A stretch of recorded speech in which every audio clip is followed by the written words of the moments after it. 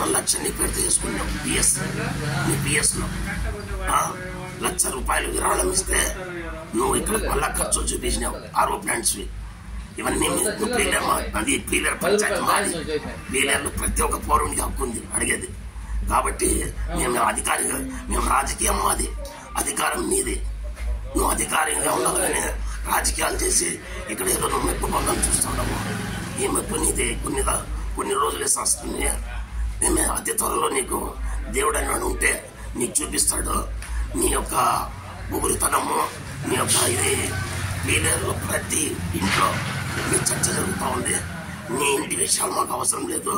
నీవే అందరికి పిలిచి నేను అట్లా వాడిని, నేను ఇట్లా వాడిని అని చెప్పి నువ్వే పీలర్ అంతా అడ్వర్టైజ్మెంట్ చేసుకుని వేరే వాళ్ళ మీద వేస్తావు. నువ్వు ఎంపీడీతో ఆప్షన్ లేదు, వేరే అధికారులతో లేదు. ఏదైనా మాట్లాడితే నువ్వు రూల్స్ మాట్లాడు.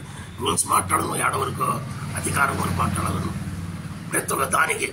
ఇప్పుడు పాత బిల్లులు ఏమంటే పాత మనుషులు ఏమవుతారు, ఇప్పుడు స్వీపర్స్కు యూనిఫారాలు, సబ్బులు ఇవన్నీ తీసిచ్చి 6 నెలలు 7 నెలలైంది. వాళ్ళు ఏమనుకోరు, వాళ్ళు ఇంకోసారి ఇస్తారా పంచాయతీ బోర్డుకి ఏదన్నా ఎవరన్నప్పు. ఈరోజు ఆ స్థితిగతులు తెచ్చినావు నువ్వు.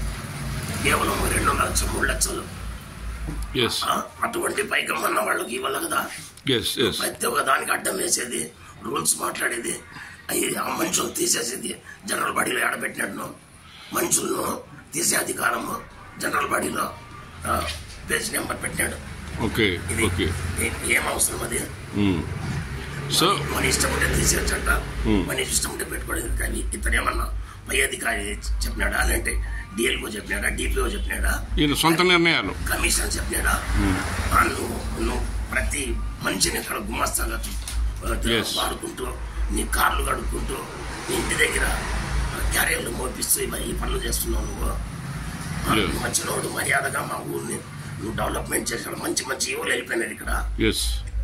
ఇంత డిస్టర్బెన్స్ సెక్రటరీ ఇంతవరకు పీలర్లు ఎవరు చూడలేదు. నీటి సమస్య ఎక్కువైపోయింది, కరెంటు సమస్య ఎక్కువైపోయింది. నీ వల్ల ప్రతి ఒక్కరికి గౌరవం లేదు పీలర్లో.